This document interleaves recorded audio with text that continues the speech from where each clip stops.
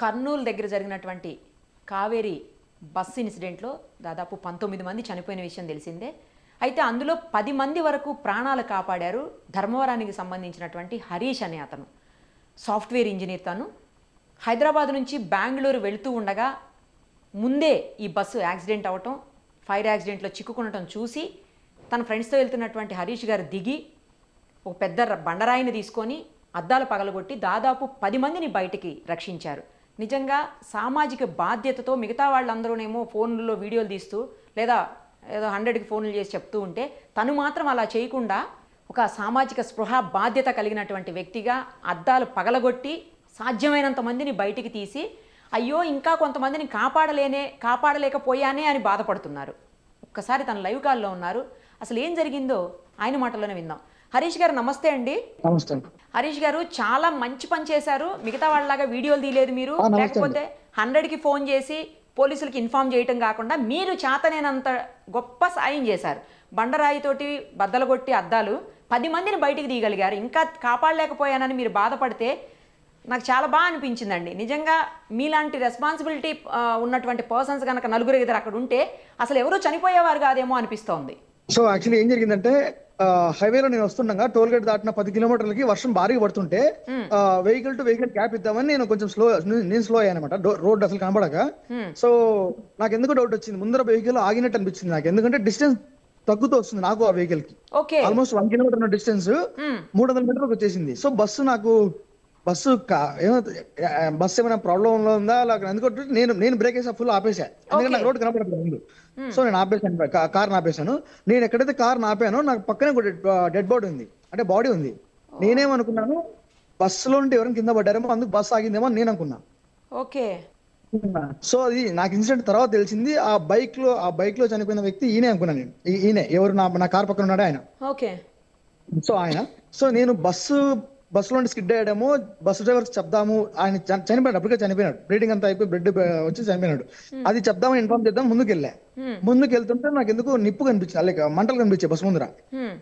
Something ఏదో జరిగింది అని చెప్పి నేను ఇంకా స్పీడ్ తో అనమాట. అంటే వర్షం పడుతుంది, నాకు రోడ్ కూడా సరిగ్గా కనపడట్లా. సో నేను వెళ్తున్నాను, అక్కడ చూస్తే డ్రైవర్ లేరు, బట్ మంటలు వచ్చేస్తున్నాయి. లోపలంతా నాకు విండోస్ గ్లాసెస్ దగ్గర మనుషులు తలుపు కొట్టడానికి పగలడానికి ట్రై చేస్తున్నారు. సో నేను సరే డ్రైవర్ దగ్గర చూస్తే డ్రైవర్ డోర్ తీద్దాం అనుకున్నాను, బట్ అది నాకు తెలిసి సెన్సార్ డోర్స్ అవి, బట్ ఓపెన్ కావట్లేదు అక్కడ. సో అప్పటికే డోర్ దగ్గర మంటలు వచ్చేసాయి, నేను పట్టుకోలేకపోతున్నాను, అంత వేడుంది అక్కడ. లైక్ నోపల్ సైడ్ నుండి మంటలు పెరుగుతున్నాయి. పక్కన చిన్న ఒక బండరాయి ఉంది, లైక్ దాన్ని తీసుకొని డైరెక్ట్ గా ఫస్ట్ మెయిన్ డ్రైవర్ సైడ్ నుంచి ఒక 2-3 గ్లాసెస్ కింద వేసాను నేను. వేస్తే ఫస్ట్ క్రాక్ వచ్చింది కానీ పగలేదు. సెకండ్ టైం వేస్తే భారీ క్రాక్ వచ్చింది. సో ఆయన ఎవరో జయసూర్య సంథింగ్ ఎవరో ఆయన ఇంటర్వ్యూకి వచ్చాడు అనమాట బెంగళూరుకి. సో ఆయన పగలగొట్టడం బయటకు వచ్చాడు, అంటే నేను కొట్టడం వల్ల అది బ్రేక్ అయిపోయింది ఆల్మోస్ట్. సో ఆయనకి ఈజీ అయింది నాకు తెలిసేది. సో అతను పగిలిపోయింది. ఇప్పుడు నేను ఇక్కడ రాయేసాను, అది బస్ కింద ఉంది, బస్ కిందకి వెళ్ళింది. సో నేను ఇప్పుడు కిందకి వెళ్ళి రిస్క్ చేయలేక నేను ఇంకోటి చూద్దాం అనుకున్నాను. నేను ఏదైనా చూద్దాం, ఇంకో గ్లాస్ పగిలితే బ్యాక్ సైడ్ లో ఎవరైనా ఇంకా కొంతమంది బయటకు వస్తారని ట్రై చేశాను. బట్ అప్పటికే మంటలు almost 20% of the front bus side cover అయిపోయింది. ఆ వర్షంలో ఎతుకుతున్నా ఇంకా ఏంటో ఉన్నాయని. బట్ నాకు మీన్ వైల్ ఇది చూసానండి నేను నా కార్ లో. అప్పుడు నాకు థాట్ వచ్చింది, నా కార్ లో జాకీ ఉంటుంది, కార్ లిఫ్ట్ చేయడానికి జాకీ ఉంటుంది. సో అది ఐరన్ మెటల్, సో అది కొంచెం బలంగా ఉంటుంది, త్రో చేసినా వెళ్తుంది హైట్ కి. సో దాంతో పగలబడదామని అంత దూరంకి వచ్చాను నేను. ఈ లోపు నా ఫ్రెండ్స్ ఉన్నారు, నాతో పాటు నా ఫ్రెండ్స్ ఉన్నారు, మణిదీపు, వంశీ, జ్ఞానేంద్ర అని. సో వాళ్ళకి చెప్పాను, ఎవరైతే డెడ్ బాడీ దగ్గర ఉందో వాళ్ళు అక్కడ ఉన్నారు, అక్కడ వద్దు, ఫస్ట్ బస్ దగ్గర రండి, బస్ లో దుంకుతున్నారు కదా. వాళ్ళకి చెప్పాను, మీరు వాళ్ళని క్రాస్ చేసి అటుపక్క తీసుకోండి, ఎవరు ఎంతవరకు దుంకితే అంతమందిని క్రాస్ చేసి అటుపక్క దూరం పెట్టండి, ఎందుకంటే బస్సు పేలే ఛాన్స్ ఉంది కదా. ఇవన్నీ వితిన్ ఫ్రాక్షన్ ఆఫ్ సెకండ్స్ లో వాళ్ళకి ఎక్స్ప్లెయిన్ చేసి పంపించేశాను నేను. సో మీన్ నా జాకీ దగ్గరికి వెళ్దామని లోపే నా కార్ ని ఈ ట్రాఫిక్ కప్పేసింది. ఎవరైతే ట్రాఫిక్ ఆల్రెడీ హైవేలో రన్నింగ్ వెహికల్స్ ఉన్నాయో నా కార్ చుట్టూ వెహికల్స్ అప్పుడే చేరిపోయాయి. ఆ జాకీ తీసుకొచ్చడానికి లేట్ అయింది. మీన్ వైల్ ఆ 10 members 15 members ఏమో దుంకేశారు ఆ గ్యాప్ లో. సడన్ వీళ్ళ ఎవరైతే షిఫ్ట్ అయిపోయారు మా ఫ్రెండ్స్ అందరూ, వాళ్ళని చాలా మంది దుంకుతూనే కాల్ ఫ్రాక్చర్ అయింది, చాలా మందికి బ్లీడింగ్ అవుతుంది, కొంతమందికి గ్లాస్ మిరర్స్ తగులుతుంది.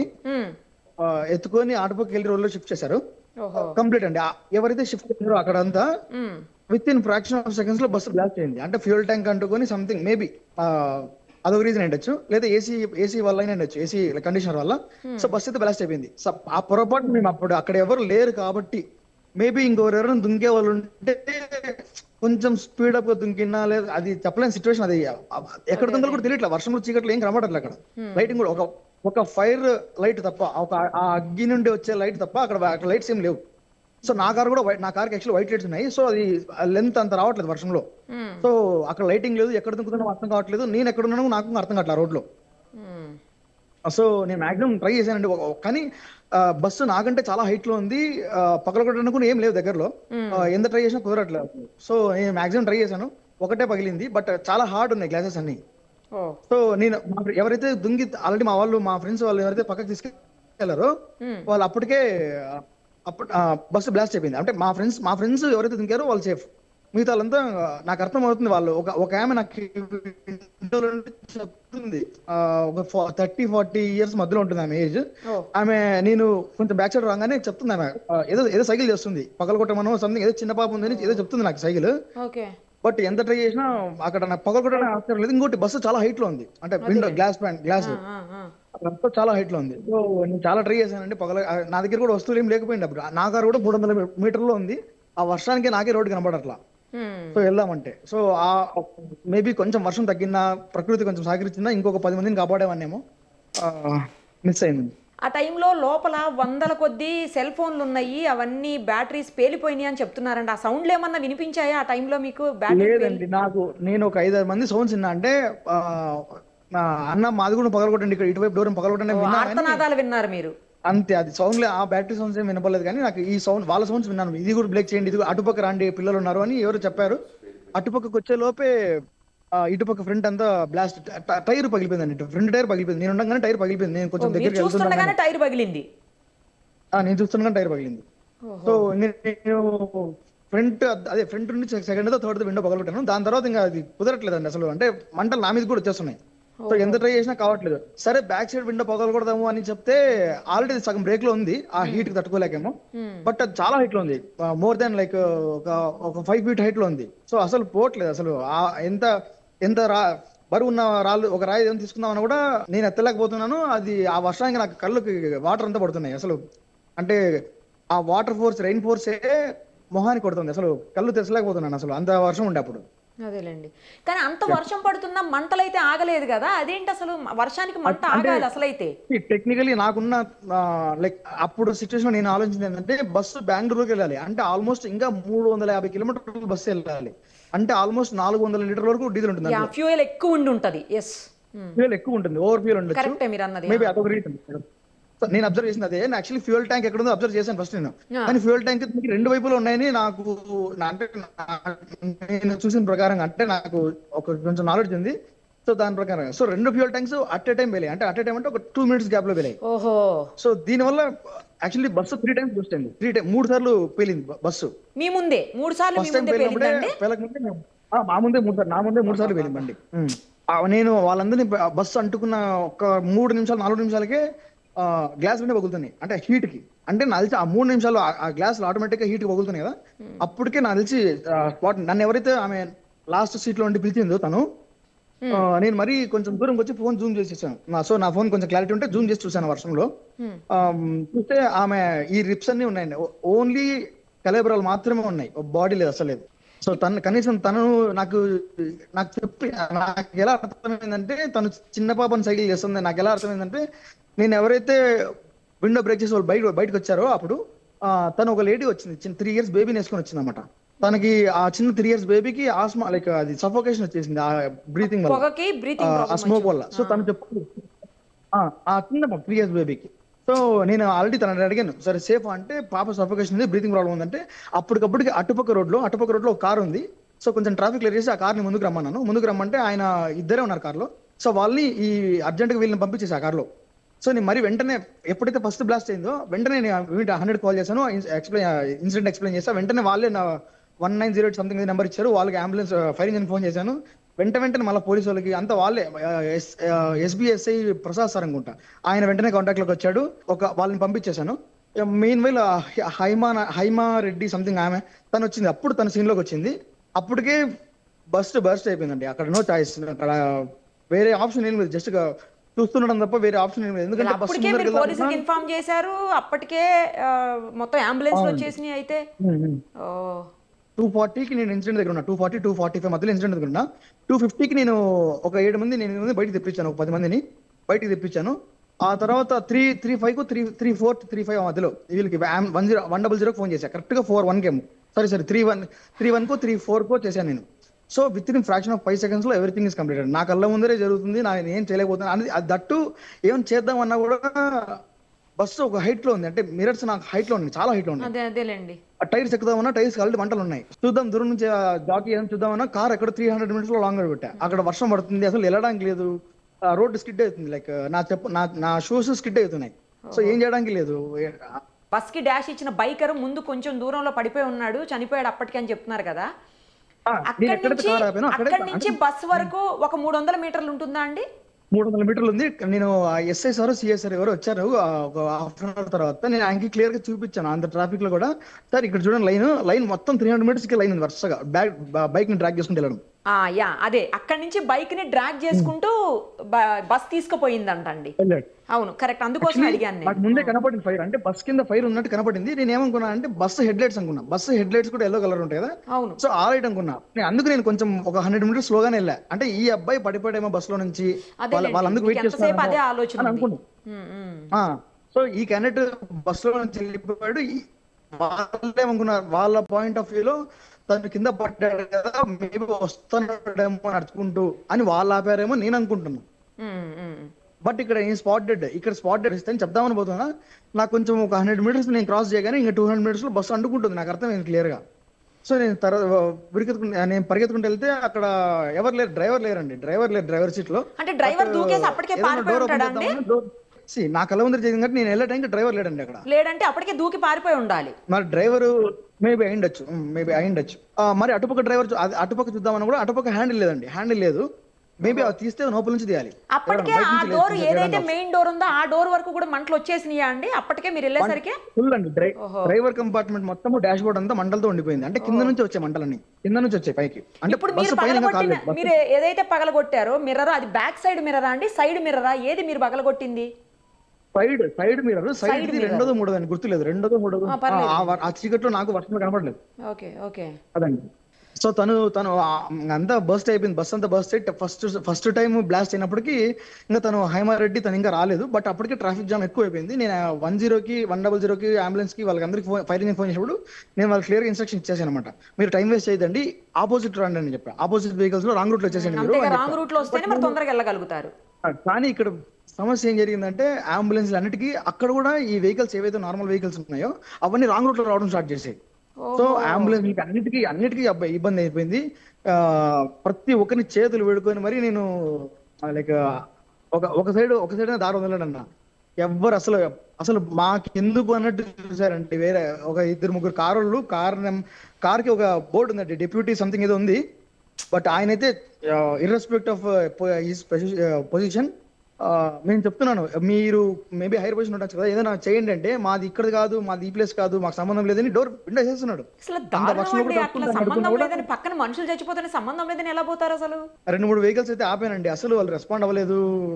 నా కార్ తీసుకొద్దాము అంటే నేను బస్సు దాటి వెళ్ళలేను, ఎందుకంటే బస్సు బ్లాస్ట్ అయిపోయింది.